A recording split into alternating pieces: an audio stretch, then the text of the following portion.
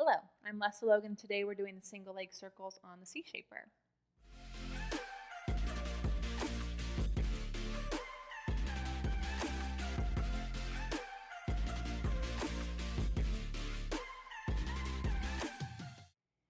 So, how many of you do single leg circles and you just can't keep your other leg still or your hip from moving?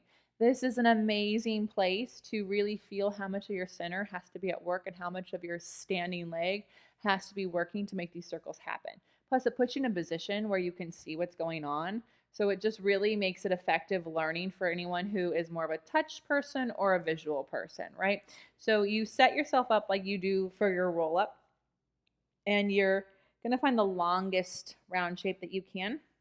And then you can have your arms here by your side, legs slightly bent. I have seen people do it with a straight leg. For me, it's better if my legs are bent because then I can really stand in the back of my leg. And then you'll take one leg up and you'll draw your circles. And obviously it's harder to cross your midline because you have this other leg here. But as this leg goes out to the side, what I don't want to see is my right waist come with it, right? And you do 5 circles in each direction. So as the leg goes out, my whole right side has to stay connected to my C shaper. And then you do the other leg. And so you can see, is this leg veering around or is it standing really still? Is this hip working? You can feel how much of this has to work to support this leg so your hip doesn't hike. So it really does help teach all those things that we're looking for in our single leg circles: the hip hiking, the pelvis twisting, the hip clicking, your center being on, right? So it's definitely a really good spot to learn and practice. For me, I like to do my whole a whole mat series on here: 100 roll up single leg circles, rolling like a ball, and the ab series, which I have videos for each of these here on my playlist.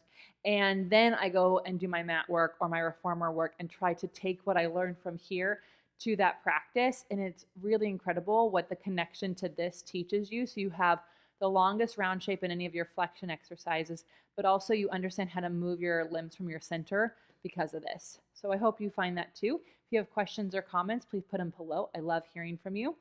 If you would like to see how you can take this and apply it to your mat or reformer practice, I would love to have you join me on onlinepilatesclasses.com in my online classes. Okay, I will see you next time.